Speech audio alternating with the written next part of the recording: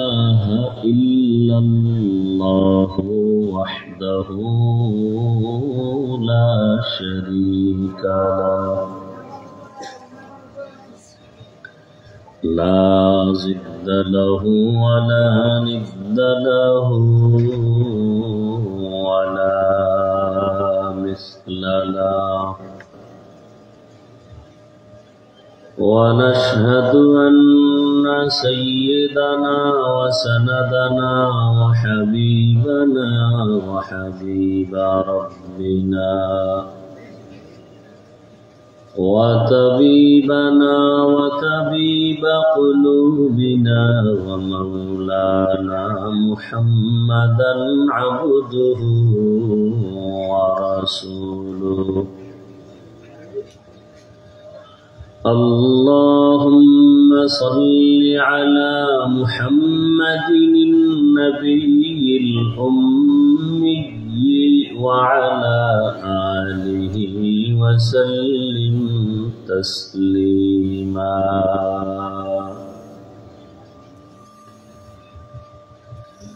وبعد فأعوذ بالله من الشيطان الرجيم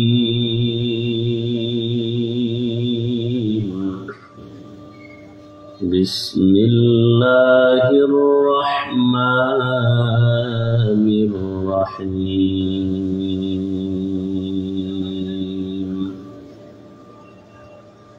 فقال إني ذاهب إلى ربي سيهدين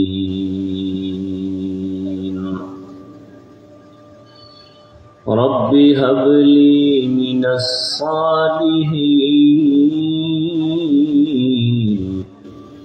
فبشرناه بغلام حليم فلما بلغ معه السعي قال إني أرى في المنام قال يا بني إني أرى في المنام أني أذبحك فانظر ماذا ترى قال يا أبت افعل ما تؤمر ستجدني إن شاء الله من الصابرين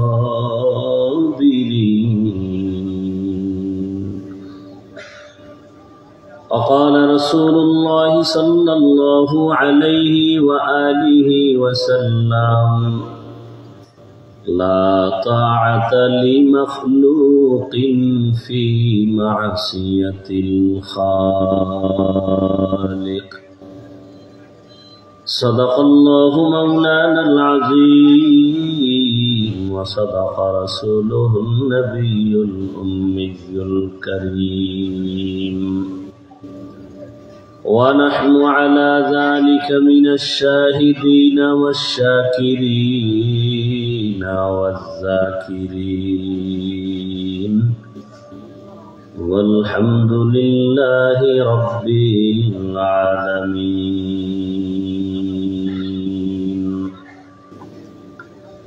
سبحانك لا علم لنا إلا ما علمتنا إنك أنت العليم الحكيم رب اشرح لي صدري ويسر لي أمري واحلل عقدة من لساني يفقه قولي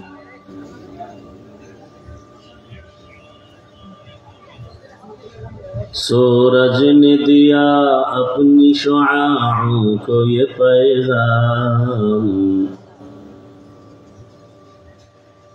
सूरज ने दिया अपनी शुआओं को ये पैगाम, दुनिया है अजब चीज, कभी सुबह कभी शाम। दुनिया है अजब चीज, कभी सुबह कभी शाम।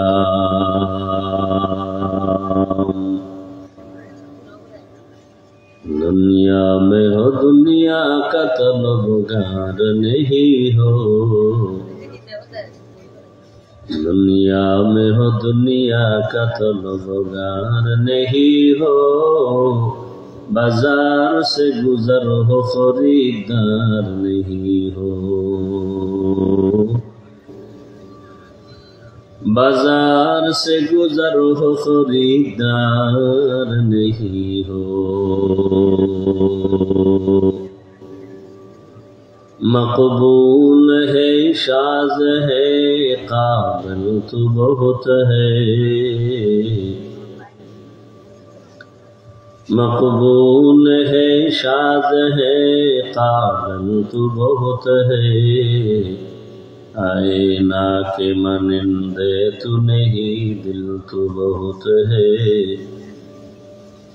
आईना के मानिंदे तू नहीं दिल तू बहुत है।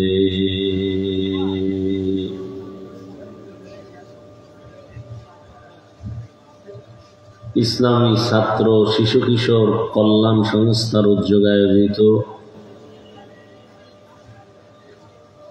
তাফসীরুল কোরআন মাহফিল 24 মে 2025।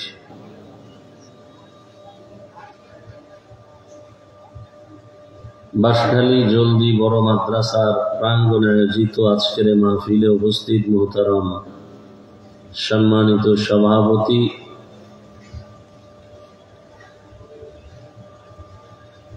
হযরত উলামায়ে কেরাম,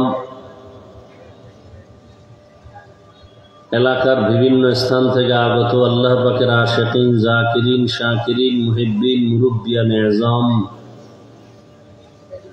কলিজার টুকরা আমার সমবয়সী যুবক বন্ধুগণ, স্নেহের ছোট ভাই, পর্দার আড়ালে মাইকের আওয়াজ শ্রবণরতা সম্মানিত মা ও বোনেরা,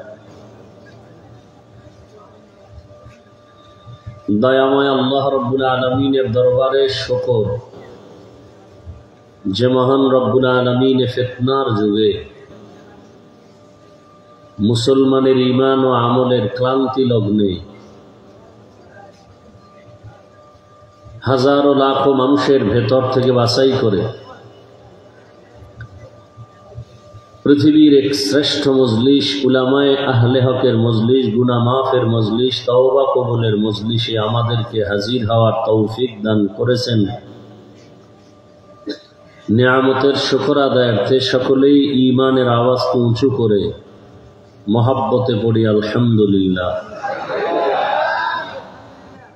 দরুদ ও সালাম সৈয়দুল মুরসালিন, রহমাতুল লিল আলামিন, শফিউল মুজনিবিন, খাতামুন নবিয়্যিন, সৈয়দুস সাকালাইন, ইমামুল মুরসালিন, শফিউ আযম, রসুল আকরম, রহমত আলম, নবিয়ুল আরব আল আজম, হাবিব কিবরিয়া, আশরাফুল আম্বিয়া, সৈয়দুল আম্বিয়া, শফিউ মাহশর, সাকি কৌসর, आका इनामदार, मदीना का ताजदार, आफताब नबूवत, फख्र मौजूदात, सैयदुल मखलूक़ात, हज़रत मुहम्मदुर रसूलुल्लाह सल्लल्लाहु अलैहि व आलिहि वसल्लम रूपर साउंड रिभार्बটা একটু হালকা বাড়ায় দেন। নবীজির উপরে দরুদ পড়লে গুনাহ হয় না সওয়াব?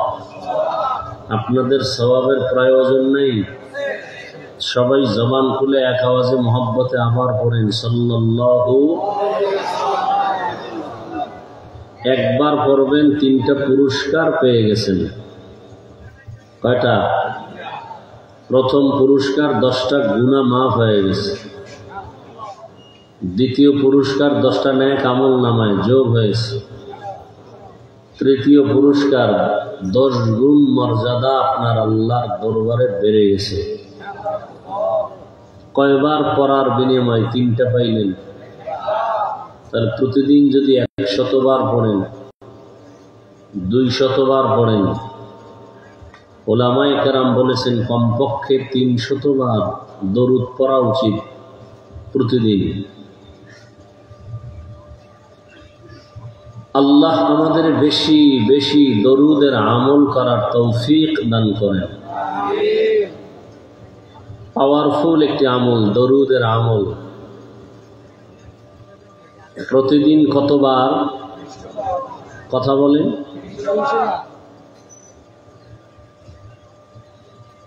নির্জনে ধ্যান ও খেয়ালের সাথে পবিত্র হালাতে দরুদ শরীফ পড়বেন। আখিরাতের লাভ তো আছেই, দুনিয়ার জমিনেও আপনার অনেক লাভ। ব্যবসার সমস্যা আছেন, দরুদের আমল করেন, সমাধান হয়ে যাবে। চাকরির সমস্যা আছেন, দরুদের আমল করেন, সমাধান হয়ে যাবে। অসুস্থতার ঝামেলায় পড়ে আছেন, দরুদের আমল করেন, আল্লাহ সমাধান করে দিবেন। বড় দামি একটি আমল, পড়তে বেশি কষ্ট নেই। আল্লাহ সবাইকে দরুদের আমলওয়ালা বানায় দেন। আল্লাহর কাছে তো যাবেন, আল্লাহ যদি বলেন ছোট একটা আমল আমাকে দেখাও, যে আমলটায় কোনো রিয়া নাই, ঝামেলা নাই, কি দেখাবেন? কি পেশ করবেন আল্লাহর কাছে? ছোটখাটো আমলেও আল্লাহ নাজাত দিয়ে দেবেন। এই জন্য হাদিস শরীফে রাসূল বলেছেন, তোমরা ছোট নেক আমলকে ছোট মনে করে ছেড়ে দিও না, আবার ছোট গুনাহকে ছোট মনে করে করিও না। সামান্য অপরাধে মানুষ জীবনকে বরবাদ করে ফেলে,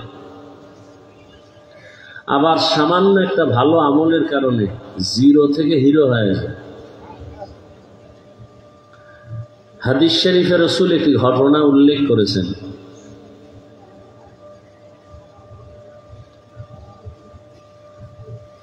জীবনভর গুনাহ করেছে এক নারী।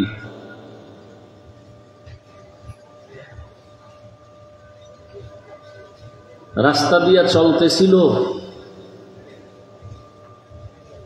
হঠাৎ করে তাকিয়ে দেখে রাস্তার পার্শ্বে একটি কুকুর পানির পিপাসায় কাতরাচ্ছে। ওই জাহান্নামী গুনাহগার নারীর অন্তরে মায়া আসছে কুকুরকে পানি পান করাবার। তো খুঁজলো পানি কোথায় পাওয়া যায়, আশেপাশে খুঁজে একটা কূপ পেল, পানির কূপ। পানি অনেক নিচে, উঠাবে কি দিয়ে, পাত্র নেই।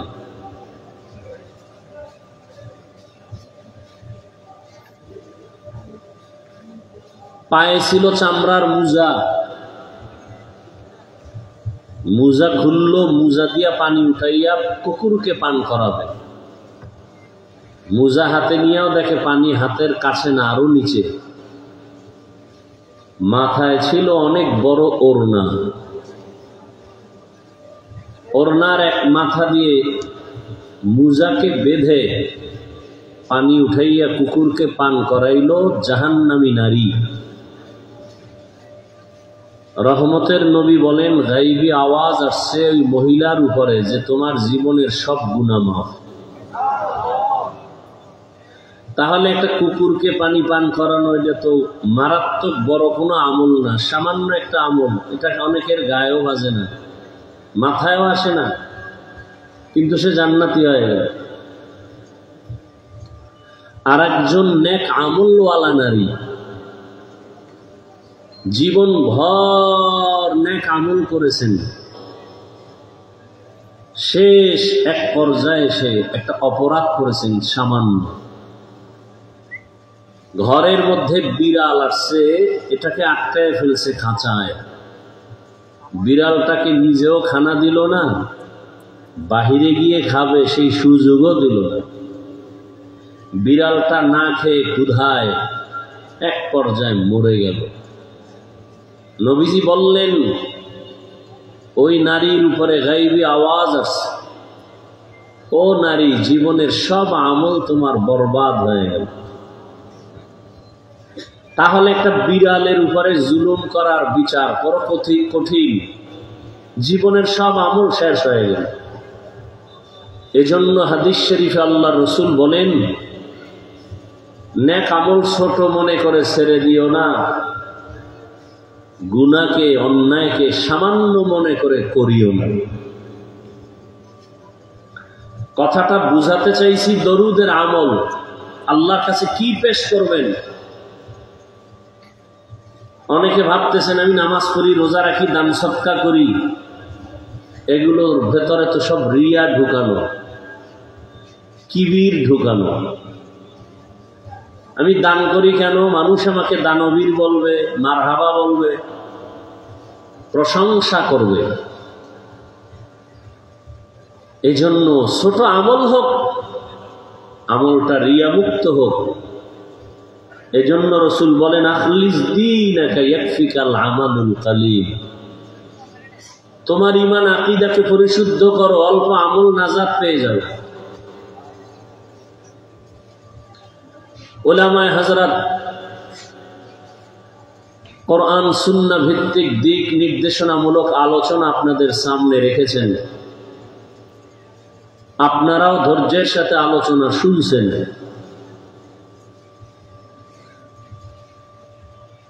আমিও আপনাদের দোয়া নেওয়ার আশায় হাজির হয়ে গেছি এবং কিছু আলোচনা রাখার জন্য কোরআনে হাকীমের কয়েক টুকরো আয়াতে কারিমা তিলাওয়াত করেছি। নবীজির অসংখ্য হাদিস শরীফের মধ্য থেকে একটি হাদিসের অংশ পড়েছি। ইখলাস রুহানিয়াতের সমন্বয়ে সহি নিয়তে সহি তরিকায় সহি কিছু কথা আমাকে বলার মতো, আপনাদেরকে শুনবার মতো দয়াময় আল্লাহ তৌফিক দান করুন। এমন একটা জায়গায় আপনারা বসছেন যেখানে বসতে চাইলেই কেউ পারে না। যদিও একটা দেখা মাত্র চোখের দৃষ্টিতে সাধারণ একটা জায়গা, কিন্তু রসুলের হাদিস মতে এখন এটা বেহেশতের বাগান। চতুর্দিকে সারা দেশে কয়েকদিন ধরে বৃষ্টি, প্রোগ্রাম হবে না ভাব, এর মধ্যেও সফল প্রোগ্রাম চলছে আলহামদুলিল্লাহ। আমি প্রায় সময় বলি, বান্দা চাইলে কিছুই হয় না, আল্লাহ চাইলে সব হয়। আল্লাহ চাইলে সব হয়।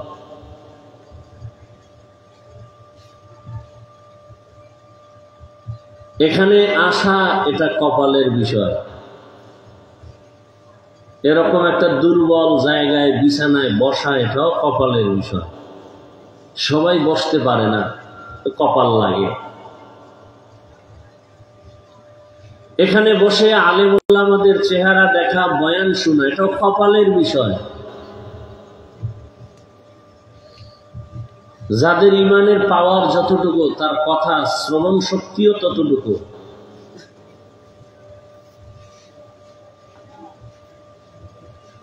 আল্লাহ যাদেরকে কবুল করেছেন, তৌফিক দিয়েছেন, তারাই এখানে আসছেন, তারা বসছেন।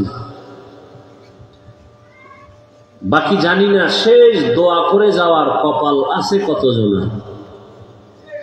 কারণ দেশে এখন খুব বুজুর্গ বেশি, তো গুনা টুনা নাই, এজন্য দোয়াও লাগে না।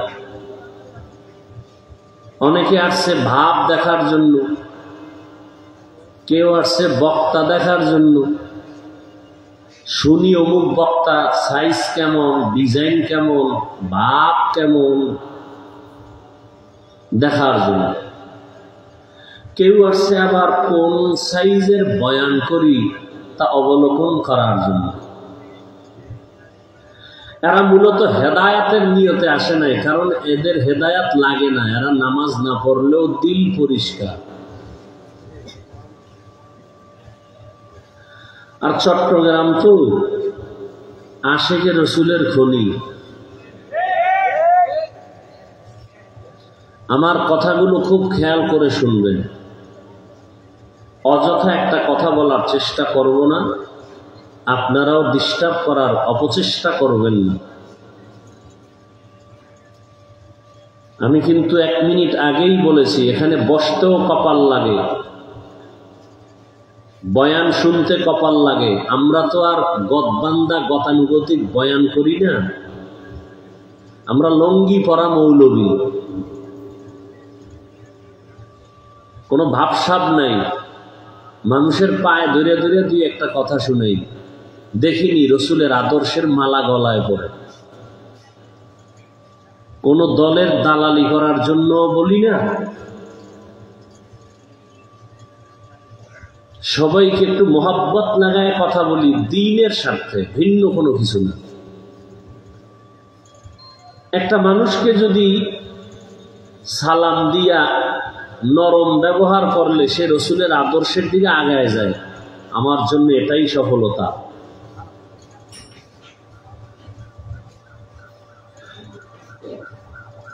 আল্লাহ, কপাল যদি আল্লাহ খুলে দেন তাহলে বেশি বয়ানের প্রয়োজন হবে না। অল্প কথাই সে বান্দার দিল নরম হবে, চোখে পানি আসবে। এটা কোন থানা?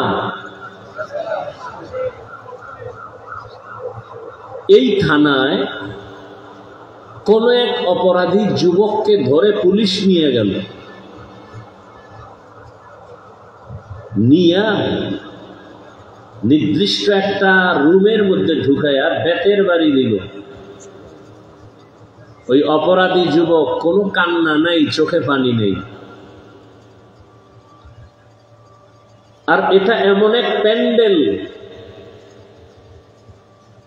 যেখানে আল্লাহর প্রিয় বান্দারা যখন জাহান্নামের বয়ান করেন, আখিরাতের বয়ান করেন, 200 হাত দূরে বসে যুবক হাউ মাউ করে কান্না করে।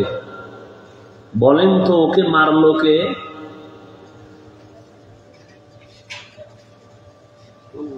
দাড়ি রাখার চেষ্টা করবে, নামাজ ছাড়বে না।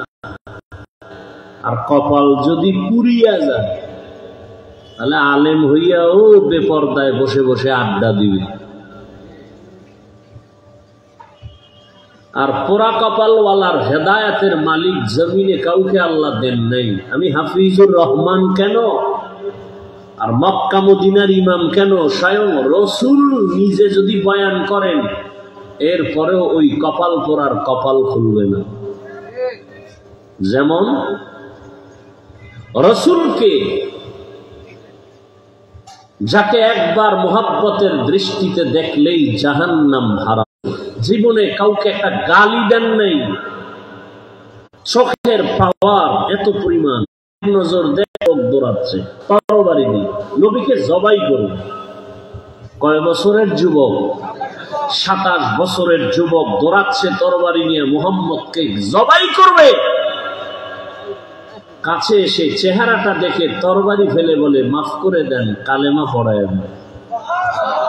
এর নাম কপাল। হে যুবক, তুমি বাড়ির মালিক হয়েছো? বলে জি। গাড়ির মালিক? জি। টাকা? জি। লেখাপড়া? বলে আমি ডবল ডিগ্রি, ট্রিপল ডিগ্রি। মেধা অনেক? ইঞ্জিনিয়ার? বলে জি। ডাক্তার? হ্যাঁ। প্রফেসর? অনেক কিছু হয়েছো? বলে হ্যাঁ, অনেক কিছু হয়েছি। নামাজ পড়ো? বলে না। মা বাবার খেদমত করো? বলে মাঝে মাঝে। তাহলে তুমি সব পেয়েছো, হেদায়াত পাও নাই, কিছুই পাও নাই।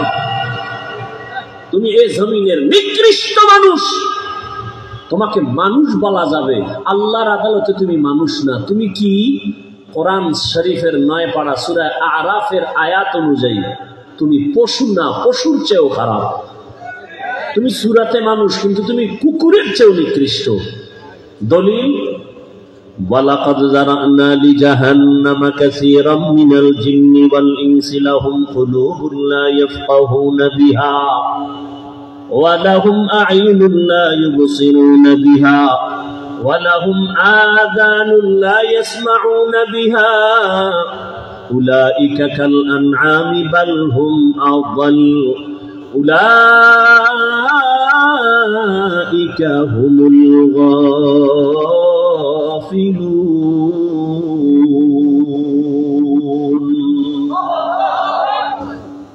ঘোষণাকার, অধিকাংশ মানুষ জাহান্নামে যাবে।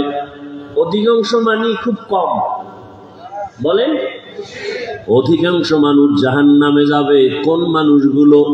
যেই মানুষের আমি হৃৎপিণ্ড দিয়েছি, ভেতরে কলব দিয়েছি, ভাবার জন্য ভাবে না। কি ভাববে? আসমানের দিকে তাকায় ভাববে, রব্বানা মা খালাকতা হাযা বাতিলা সুবহানাক ফাকিনা আযাবান নার। আসমানের দিকে তাকায় ভাববে, আল্লাহ তুমি এটা অনর্থক বানাও নাই, তুমি কত পবিত্র মালিক, তুমি আমাকে জাহান্নামের আগুন থেকে নাজাত দাও। জমিনের দিকে তাকায় ভাবতে থাকবে, জমিনটা কত সুন্দর করে বানাইলেন। পানির মধ্যে তাকায় ভাববে, এই সমুদ্রের